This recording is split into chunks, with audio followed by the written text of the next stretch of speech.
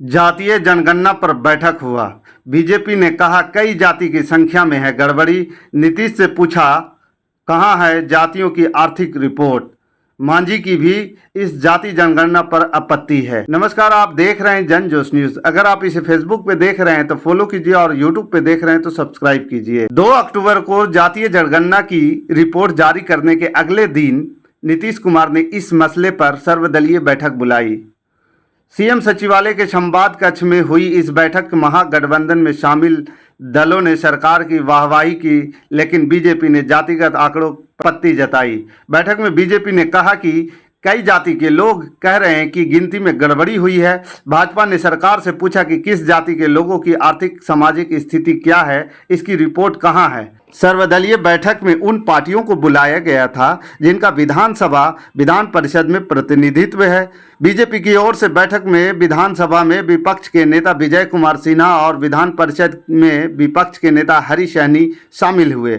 बैठक में विजय सिन्हा ने कहा कि जातीय जनगणना में दिए गए आंकड़ों पर कई जाति के लोगों को आपत्ति है। वहीं हरी सहनी ने कहा कि सरकार ने जाति को गिनने में कई तरह की गड़बड़ी की है। कई जाति की संख्या बढ़ाने के लिए उनकी उपजातियों को एक ही जाति में शामिल कर दिया गया है। वहीं पर कई जातियों को उपजातियों में बांटकर उनकी संख्या कम कर दी गई है। भाजपा ने नीतीश कुमार से पूछा कि जातीय जनगणना का मकसद विभिन्न जातियों की आर्थिक सामाजिक स्थिति जानना था, लेकिन सरकार ने ये जानकारी ही नहीं दी है कि किस जाति के लोगों की आर्थिक और सामाजिक स्थिति क्या है। बैठक में मौजूद हम नेता और पूर्व सीएम जीतन राम मांझी ने भुइयां जाति और उसकी उपजातियों को अलग किए जाने पर ऐतराज जताया है। उन्होंने कहा कि मुसहर जाति के लोगों को अलग अलग उपजाति में बांटकर उनकी संख्या को कम कर दिया गया है। उधर राजद और कांग्रेस के साथ साथ महागठबंधन में शामिल पार्टियों ने जनगणना की रिपोर्ट को ऐतिहासिक करार दिया है। राजद की ओर से तेजस्वी यादव और कांग्रेस की ओर से शकील अहमद खान ने सरकार के कदम को ऐतिहासिक करार दिया है।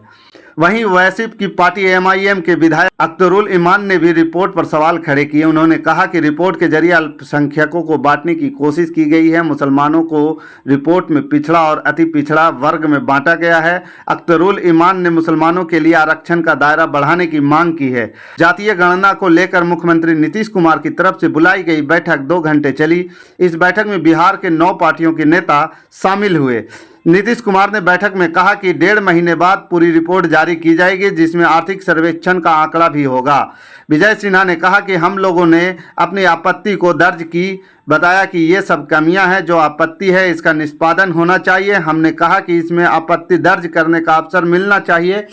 हमारी बातें सुनने के बाद मुख्यमंत्री नीतीश कुमार ने अपने पदाधिकारियों को कहा कि ठीक है, उस आपत्ति को देख लीजिए। बाकी इस खबर के प्रति आपका क्या विचार है, हमें कमेंट कर जरूर बताइए। हमारे साथ बने रहने के लिए धन्यवाद।